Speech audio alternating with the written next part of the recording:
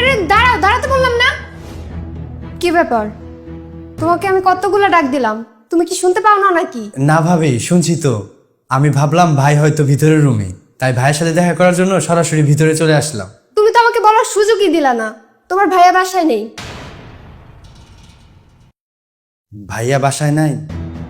কিন্তু ভাইয়া তো আজকে সকালে আমাকে ফোন দিয়ে বাসায় আসতে বললো। তোমার ভাইয়ের কি কোনো কিছু মনে থাকে নাকি? হয়তো বা তোমাকে আসতে বলছে, এর মধ্যে ভুলে গেছে। ভাইয়া আমাকে বাসায় আসতে বলে নিজেই ভুলে গেল। তাহলে ভাবে আমি এখন কি করব? কি আর করবা, শহরে আসছো কখন?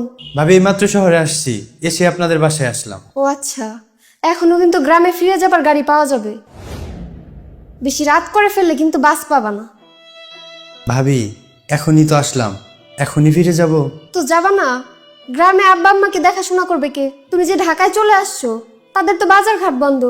ও, তুমি আব্বা আমার বাজার নিয়ে চিন্তা করতেছো? আগামী 2 দিন বাজার নিয়ে কোনো সমস্যা হবে না। ভাইয়া তো বললো 2 দিন বাসায় থাকতে হবে কোনো একটা কাজে, এই জন্যই তো সব বাজার করে দিয়ে আসছি। আমি তো তোমাকে বললাম যে তোমার ভাইয়ার কোনো কিছু মনে থাকে না, হয়তো বা বলছে আবার ভুলেও গেছে। ঠিক আছে ভাবি, তাহলে আমি চলে যাইতেছি। ও ভাবি, ভাইয়াকে একটা ফোন দাও, আমি কথা বলে যাই। তোমার ভাইয়ার সাথে কথা বলবা? হ্যাঁ ভাবি, আমার কাছে তো ফোন নাই। গতকালকে রাত্রে আব্বার ফোন দিয়ে ভাইয়ের সাথে কথা বলছিলাম, ভাইয়া আসতে বলছে। এখন আসার পরে ভাইয়ের সাথে কথা না বলে যদি চলে যাই, ভাইয়া কি মনে করবে? রাগও করতে পারে। ভাইয়াকে একটু বলে যাই, তুমি ভাইয়াকে একটু ফোন করো। আমার ফোনে তো চার্জ নাই, তুমি যাও। তোমার ভাইয়া বাসায় আসলে তোমার কথা বলবো নি। ভাবি চার্জে দিয়েও তো কথা বলা যায়, চার্জে থাকুক, আমি একটু ভাইয়ের সাথে কথা বলি, অন্তত আমি বইলা যাই। তা না হলে ভাইয়া মন খারাপ করবে। তোমাকে বলছি না যে তোমার ভাইয়া মন খারাপ করবে না। আর 2 দিন পর পর আমাদের বাসায় তোমাদের এত কি? গ্রামে থেকে তোমার আব্বা চিকিৎসা করাতে শহরে আসে, এসে আমাদের বাসায় ওঠে, আর যাবার কোনো নাম নাই। এখন তুমিও 2 দিন পর পর আমাদের বাসায় আসো, কি কাজ নিয়ে আসো সেটা তোমরাই ভালো জানো। ভাবি আমি 2 দিন পর পর তোমাদের বাসায় আসি? 2 দিন পর পর না আসলেও মাসে অন্তত 2 বার আসো। আমি শেষ তোমাদের বাসায় আসছিলাম গত শীতে, প্রায় 10 মাস পরে আমি তোমাদের বাসায় আসলাম। তেমন কোনো প্রয়োজন না হলে আমি তো তোমাদের বাসায় আসি না। আর ভাই তো ফোন করে বললো তোমাদের বাসায় আসার জন্য, এই জন্যই তো আমি আসলাম। আমাকে দেখে যে তুমি মন খারাপ করবা সেটা জানলে আমি আসতাম না। এরপরে যখন আমি আসবো বাইরেই বসবো, বাইরে ভাইয়ের সাথে দেখা করব। সেটা করলেই তো ভালো হতো। বাসায় এসে সব কথা বলার কোনো দরকার আছে? না ভাবি, ঠিক আছে, আমি চলে যাইতেছি। কি ব্যাপার, কি হয়েছে এখানে?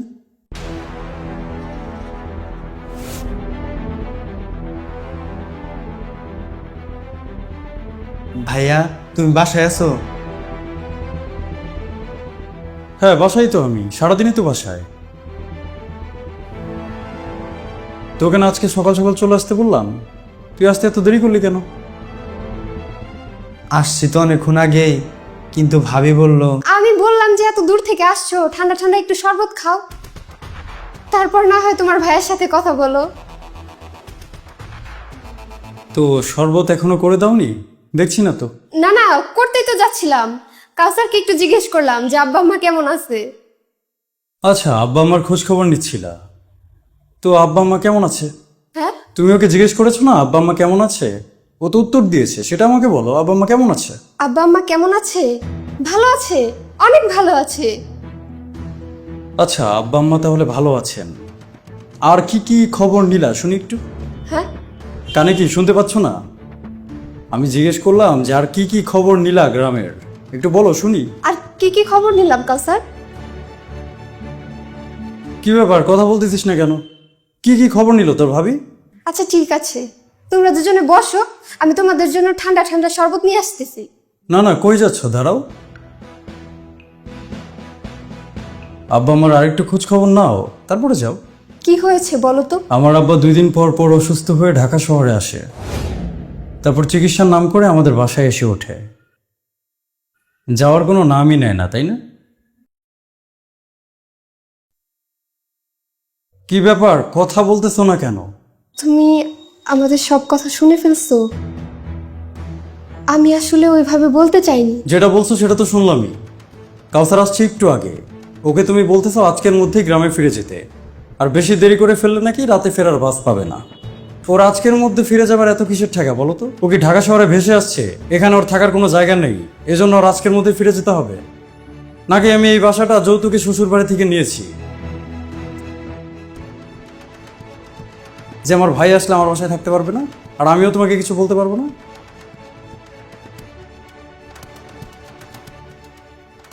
এটা আমার উপার্জিত কষ্টের টাকায় তৈরি করা বাসা। এখানে আমার ভাই আসবে, আমার বাবা আসবে, মা আসবে, সেটা নিয়ে তোমার এত কষ্ট থাকতে পারে বলে তো আমার মনে হয় না। যদি তোমাদের বাড়িতে ঘর জামাই থাকতাম, আমার ভাইকে কথা শোনাতা, আমার বাবাকে মাকে কথা শোনাতা, হয়তো মেনে নিতাম। ঘর জামাই তো না আমি, কথা বলার মুখ আমার আছে। এই যে এত কষ্ট করি, কার জন্য করি? তোমার জন্য করি, ওদের জন্যও করি। কেউ তো কারো থেকে কম না, তোমরা সবাই আমার আপন। এখন তোমার চোখে যদি ওরা কাটা হয়ে যায়, সেটা তো সমস্যার বিষয়। আমার বাড়ি গাড়ি টাকা পয়সা সব কিছু তুমি একাই পেয়ে বসছো, তাদের কোনো হক নেই। যদি তুমি এমনটা মনে করো, তাহলে তুমি বোকার স্বর্গে বাস করতেছো। ভাইয়া থাক, ভাবি আমাকে কিছু বলে নাই, তুমি ভাবিকে কিছু বলো না। এই তুই থাম, তোর কেউ কিছু বলতে বলছে? তোকে আমি আমার বাসায় আসতে বলছি একটা দরকারে। তুই বাসায় আসবি, 5-7 দিন থাকবি, তোর ভাবি তোকে আদর যত্ন করবে, তারপরে তুই বাড়িতে যাবি। তুই সকালে আসছিস, বিকালে আমার বাড়ি থেকে বের হয়ে যাবে, এই জন্য তোরা আসতে বলছি। এটা যে একটা সমস্যার বিষয়, তুই বুঝতেছিস না? বুঝতেছিস না? আমি তো বুঝতেছি। আমি আসলে ওভাবে বলিনি, তুমি কিছু মনে করো না। না না, আমি কি মনে করব? আমি তো কিছু মনে করছি না। মনে করবে তো আমার ভাই।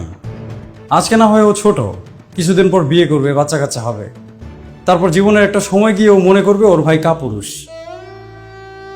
ওর ভাই প্রতিবাদ করতে জানে না, কিছু বলতে জানে না, নিজের ছোট ভাইয়ের চোখে এত ছোট হওয়ার মতো সাহস আমার নেই। তোমার এসব বেয়াদবিকে আমি যদি আজকে প্রশ্রয় দিই, ভবিষ্যতে আমার ভাই আমাকে কাপুরুষ মনে করবে, সেটাই স্বাভাবিক। কিন্তু আমি তো কাপুরুষ না, আমি তো তোমার এসব বেয়াদবিকে প্রশ্রয় মোটেও দিব না। আমার ছোট ভাই আমার বাসায় আসছে, ও আমার বাসায় থাকবে। আর আব্বা আম্মাকে কালকে যে আমি নিয়ে আসবো গ্রামে থেকে, যদি নাও আসতে চাই জোর করে নিয়ে আসবো। আব্বা আম্মার তো আবার স্বভাবটা ভালো না, তারা আবার গ্রাম থেকে আসতে চায় না। এই সুযোগটাই আবার তুমি পেয়ে বসছো, সবকিছু তোমার একার হয়ে গেছে। এখন আমি কি করবো? আব্বা আম্মাকে জোর করে বাসায় নিয়ে আসবো, তারা এই বাসায় থাকবে। তুমি একটা কাজ করো, তোমার ব্যাগট্যাগ গুছিয়ে বাড়িতে চলে যাও। আমি তোমার আব্বার সাথে কথা বলে তোমাকে পরে নিয়ে আসবো। বাড়িতে যাব মানে? মানে তোমাদের বাড়িতে যাবা? তোমাদের বাড়ি চেনো না? যাও। আমি পরবর্তীতে তোমার আব্বা আম্মার সাথে এই বিষয়ে কথা বলবো, কথা বলে তারপর তোমাকে নিয়ে আসবো। যদি তুমি আমার বাবা মাকে নিজের বাবা মা মনে করো, আমার ভাইকে নিজের ভাই মনে করো, তাহলে তোমার পরিবারের লোকজনের সাথে কথা বলে আমি সেভাবে তোমাকে সসম্মানে নিয়ে আসবো। আর যদি সেটা না মনে করতে পারো, সেটারও একটা ফয়সালা আছে, মুরব্বীরা আছেন, মুরব্বীরাই সেটা করবেন। আমি আসলে বুঝতে পারিনি। না, বোঝো নাই সেটা তো কোনো কথা হতে পারে না। তুমি তো আর ছোট বাচ্চা না, বোঝার মতো যথেষ্ট বয়স তোমার হয়েছে। আর তুমি না বুঝলেও আমি অনেক কিছুই বুঝতে পারছি। তোমার যে ধরনের কথাবার্তা, যে ধরনের আচার আচরণ, আমার সন্তান বড় হয়ে যদি দেখে তার মায়ের মুখের ভাষা এমন, আচার আচরণ এমন, সেটা তার জন্য মোটেও ভালো হবে না। সে এমনটা শিখতেও পারে। আমার সন্তানের জন্য একজন ভালো মা দরকার, আর আমার জন্য একজন ভালো স্ত্রীর। আর আমি কিন্তু এখন এটা বলতেছি না যে তুমি একেবারে আমার বাসা থেকে চলে যাও। যদি তুমি নিজেকে শুধরাতে পারো, তাহলে তুমি আমার বাসায় আসবা। আর না শুধরাতে পারলে আসার কোনো দরকার নেই, কারণ এখানে তোমার উপর কোনো ধরনের জুলুম চাপিয়ে দেওয়া হচ্ছে না। শুধুমাত্র তাদের প্রাপ্যটা তোমাকে তাদের দিতে হবে, এতটুকুই তোমার কাছে আমার চাওয়া। এখন তুমি যাও, ব্যাগ গোছাও, তোমাদের বাড়িতে যাবো। কি হলো, শুনতে পাওনি? তুমি এই মুহূর্তে আমার চোখের সামনে থেকে যাও, ব্যাগট্যাগ গোছাও, তারপর বেরিয়ে যাও। থাক ভাইয়া, তুমি ভাবিকে আর কিছু বলো না। তাই তুই চুপ থাক, একটা থাপ্পড় দিয়ে দাঁত ফালাই দিব, মাথা পড়েছিস না? অনেক বুঝিস। যাও, তুমি যাও। তুমি আবার দাঁড়িয়ে আছো কেন? যাও।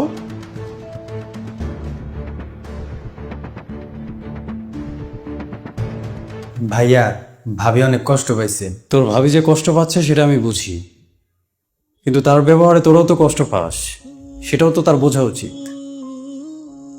সে যখন তোদের কষ্টটা বুঝবে, তোদের প্রাপ্য সম্মানটা তোদের দিবে, তখন তার প্রাপ্য সম্মানটাও আমি তাকে দিব।